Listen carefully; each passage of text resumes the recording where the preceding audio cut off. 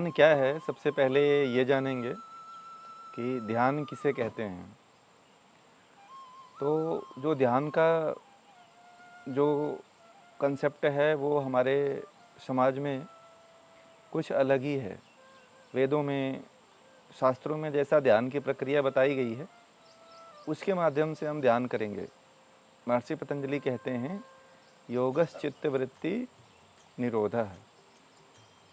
और ध्यान की परिभाषा महर्षि पतंजलि चित्त की वृत्तियों को निरोध के साथ साथ जो है, तत्र प्रत्येकतानता ध्यानम, धारणा की हुई वस्तु पे मन को एकाग्र करना ही ध्यान है। यानी कि कहाँ ध्यान लगाना चाहिए? ईश्वर में ध्यान लगाना चाहिए। जो परमात्मा है, जो ईश्वर है, वहाँ पे ध्यान को केंद्रित करना चाहिए। सभी तरह की वृत्तियों से मन को हटा करके ध्यान लगाना चाहिए, तो ध्यान लगता है। ध्यान करने से हमारे हमको मन की शांति मिलती है, एकाग्रता मिलती है, चित्त शांत रहता है। और ध्यान करने से बड़ी बड़ी बीमारियों का भी निदान होता है। आज के समय में जो मानसिक तनाव है, डिप्रेशन है, बीपी है, आदि फ्रस्ट्रेशन है, बहुत सी बीमारियां हैं जिन बीमारियों का इलाज जो है केवल ध्यान के माध्यम से हो जाता है। यदि आप हमारे साथ जो है 10 मिनट का ध्यान प्रतिदिन करते हैं, तो आपको ध्यान में बहुत ही लाभ मिलेगा। आप अभी हमारे साथ ध्यान चाहे तो कर सकते हैं। अभी हम ध्यान प्रारंभ करने जा रहे हैं, तो आप सभी जो है कुछ बहुत कम समय में ध्यान का अभ्यास जो है घर बैठे ही कहीं पे भी हैं, ऑफिस में हैं या घर में हैं या कहीं घर के बाहर हैं, तो थोड़ा सा समय दे करके आप ईश्वर का ध्यान कर सकते हैं। तो चलिए हम ध्यान करते हैं। आप सभी किसी भी आसन में बैठेंगे, कमर गर्दन सीधी, आंखें बंद।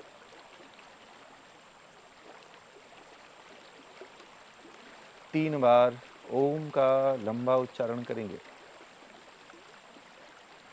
गहरी श्वास लीजिए।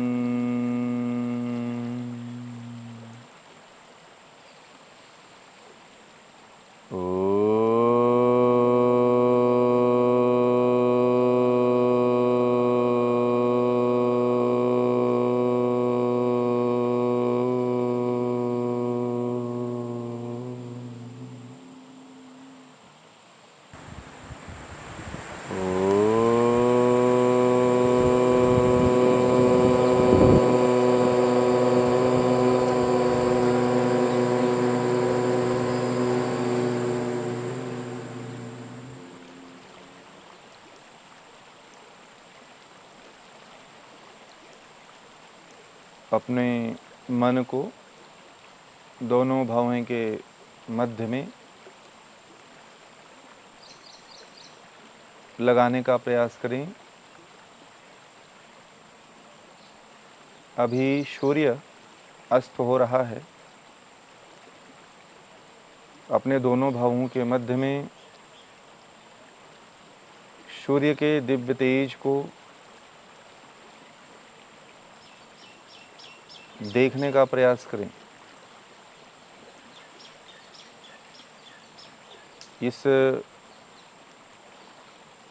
प्रकृति के ईश्वरम्यवादी में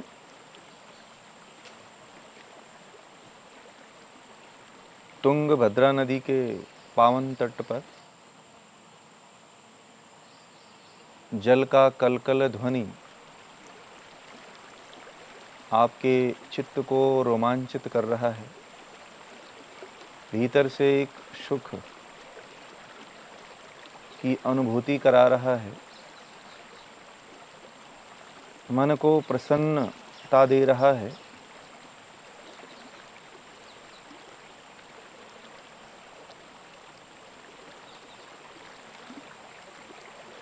ठंडा पवन आपके शरीर को स्पर्श करते हुए मध्यम गति से बह रहा है।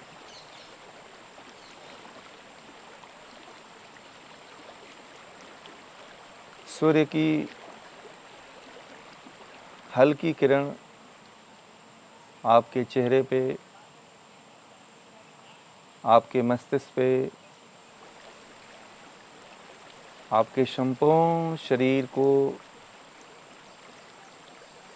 प्रकाशित कर रहा है।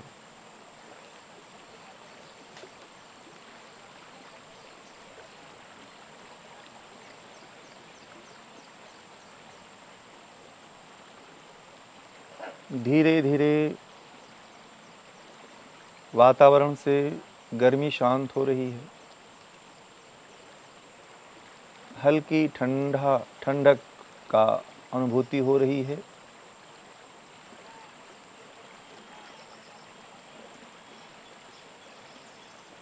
मन को सभी तरह के विषयों से खींच करके इस प्रकृति के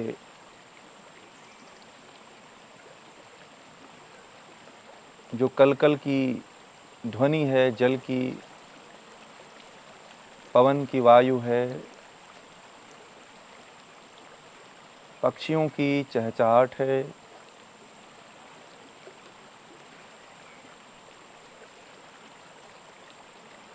आपके मन को बाहर के विषयों में जाने से रोक रहा है।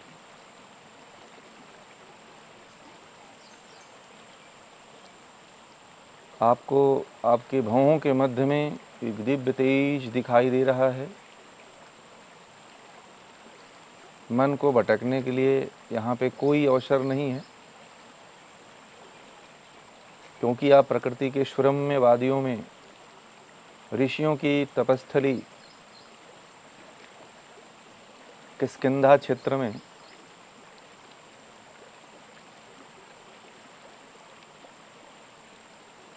ऋषियों के वाइब्रेशन को, ऋषियों के ऑरा को आप अनुभूत कर रहे हैं। हजारों हजारों वर्षों से, लाखों लाखों वर्षों से इस धरा पे न जाने कितने ऋषि, महर्षि, मुनि, साधु, संत, सन्यासी, देवी देवता, भगवान सभी ने अपनी तपस्थली के रूप में इस धरा को चुना है। आप सभी का एक सौभाग्य है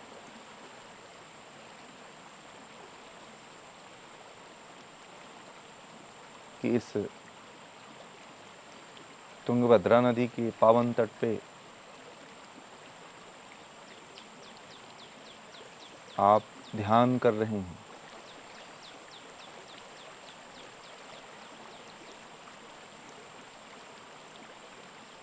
मन को दोनों भवों के मध्य में एकाग्र करने के बाद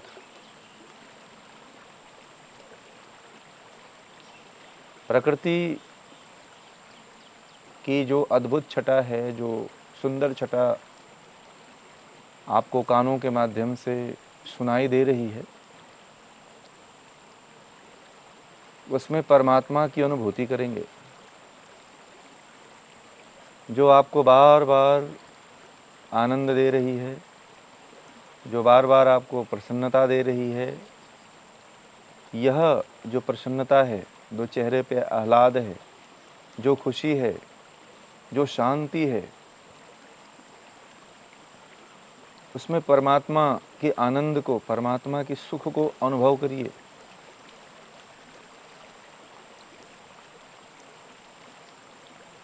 जहाँ जहाँ पे सुख की अनुभूति हो, वहाँ परमात्मा के आनंद को महसूस करिए। संसार में, इस प्रकृति में, इस प्रकृति के जो भी पदार्थ आपको सुख देते हैं, आपके मन को शांत करते हैं, मन में पवित्रता लाते हैं।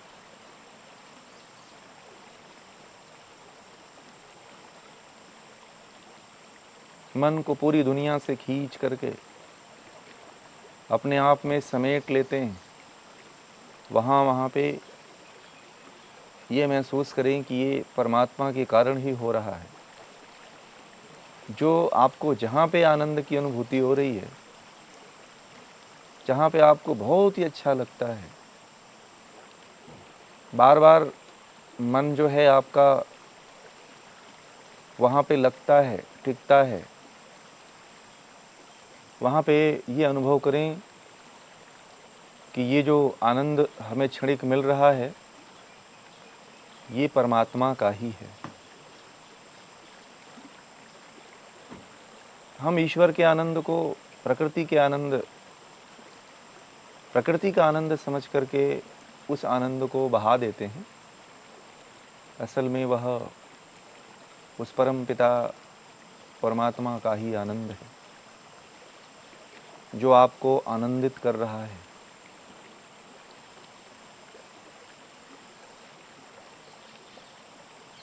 तरह तरह के पक्षियों की आवाज़ आपके कानों में एक विशेष प्रकार का सुख उत्पन्न कर रही है। मन में प्रसन्नता, चेहरे पे हल्की मुस्कान,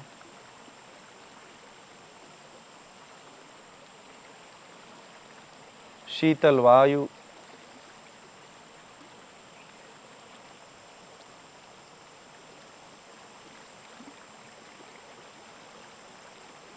सूर्यास्त की वेला, संध्या की वेला, संधि की वेला, संध्या की वेला बहुत ही सुंदर संयोग है। इस संध्या की वेला में उस परम पिता परमात्मा की अनुभूति कर रहे हैं।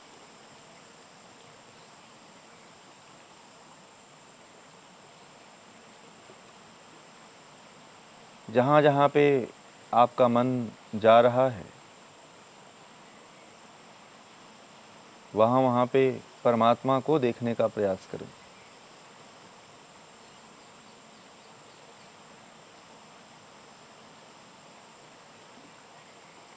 इस प्रकृति के ध्यान में, प्रकृति की छटा में ईश्वर को देखने का प्रयास करें। वह परमपिता परमात्मा आपके चित्त में प्रसन्नता, मन शांत, मन एकाग्र,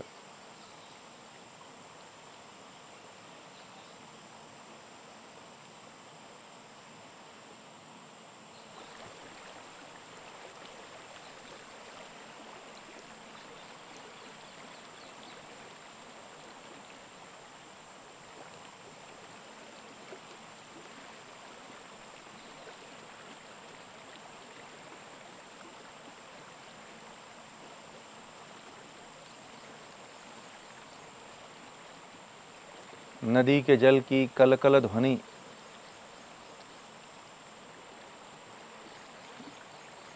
ये आपके भीतर के जो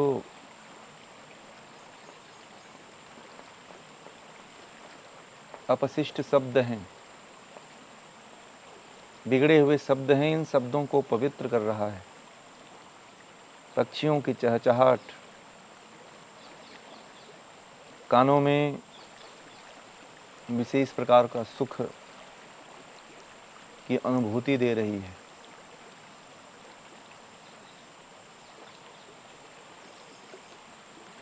ये शीतल वायु आपके त्वचा को, आपके स्किन को एक सुख का अनुभव,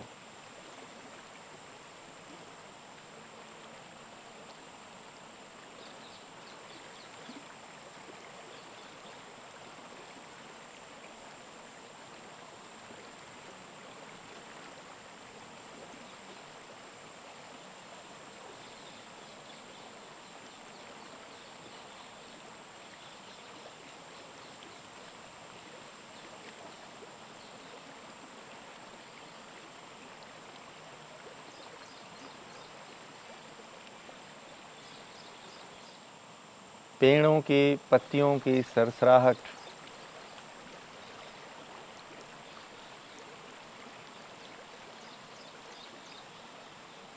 भांति भांति के पक्षियों की ध्वनि,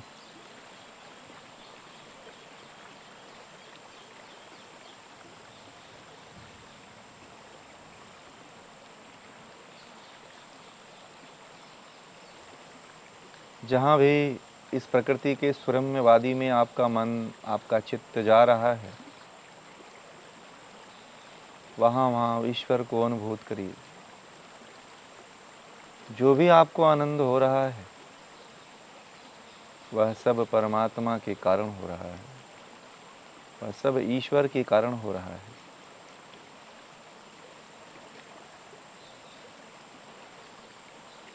जो भी अनुभव हो रहा है वह सब परमात्मा के कारण हो रहा है। ईश्वर आनंदमय है, ईश्वर हमेशा आनंद में रहता है।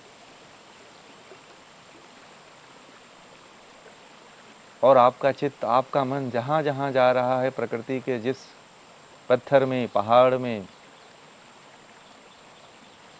वहाँ वहाँ परमात्मा की अनुभूति करिए, परमात्मा को देखिए। जहाँ जहाँ पे जिस जिस वस्तु को देख करके आपके मन में प्रसन्नता उत्पन्न होती है, वह सब परमात्मा के कारण हो रहा है।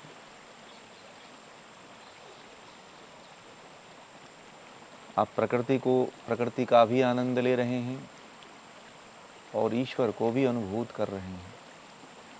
ईश्वर अनुभूति का विषय है, ईश्वर आनंद का विषय है। और हमारे भीतर जो इंद्रियों के माध्यम से, मन के माध्यम से जो आनंद उत्पन्न होता है, वह भी उस ईश्वर के कारण ही होता है।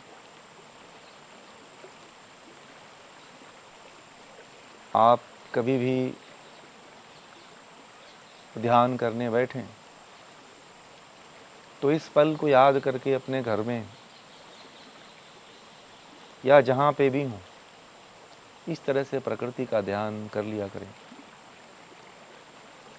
प्रकृति में ब्रह्म की शक्ति होती है, ईश्वर की शक्ति होती है। उस शक्ति को भी अनुभूत करने का प्रयास करें,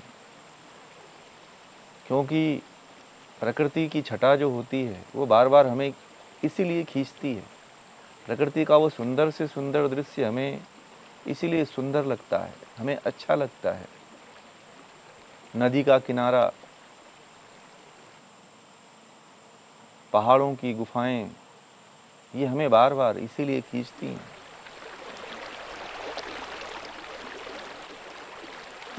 शुद्ध पवन, शुद्ध वायु,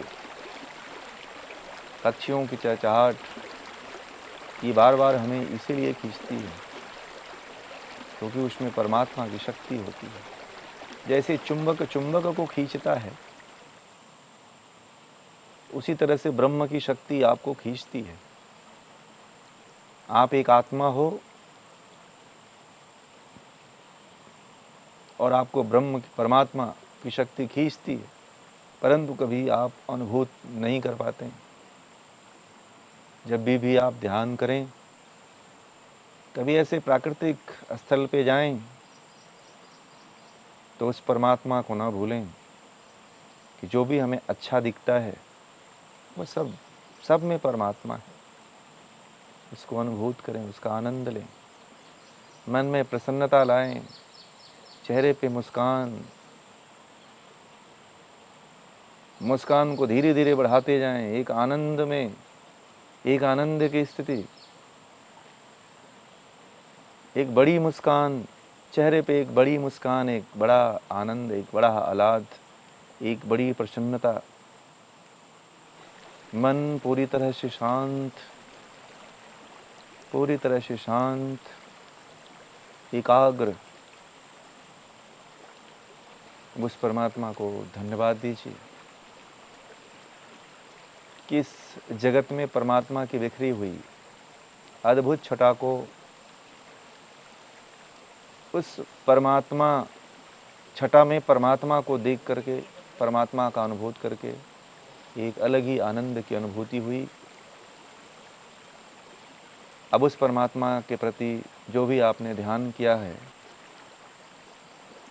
उसको परमात्मा के चरणों में ही समर्पित कर दीजिए कि हे ईश्वर, ये जो भी मैंने अनुभूत किया है इसमें मेरा कुछ भी नहीं है, जो है वो आपका ही है और आपको ही समर्पित है।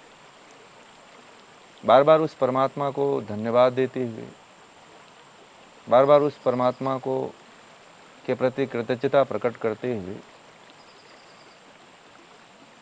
एक बार ओम का लंबा उच्चारण करेंगे।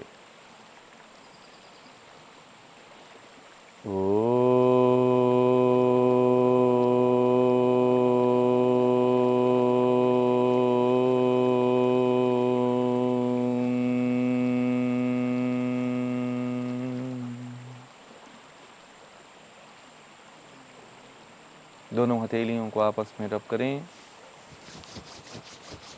गर्म गर्म हथेलियां आंखों पे रखेंगे, हथेलियों के अंदर ही आंखें खोलें। सानिध्यम योग में आचार्य जी की उपस्थिति में 3 दिन का योग महोत्सव का आयोजन भी आप कर सकते हैं। उसमें यम नियम का पालन, शांभवी मुद्रा, कुंडली जागरण, प्राणायाम, अग्निहोत्र की गतिविधियाँ और वैदिक मंत्र का जप और बहुत कुछ सिखाई जाता है।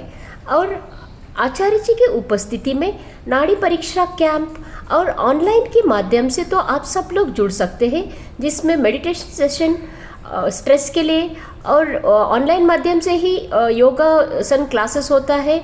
और बहुत दिनों से आचार्य जी ने ऑनलाइन माध्यम से हमारे ग्रंथों का अध्ययन कर रहे हैं, उसमें वेद उपनिषद दर्शन का अध्ययन रहता है। इसलिए आप सब लोग हमसे जुड़ने के लिए दिए हुए नंबर पे आप संपर्क कर सकते हैं और हमारा भारत को एक विश्व गुरु बना सकते हैं। धन्यवाद।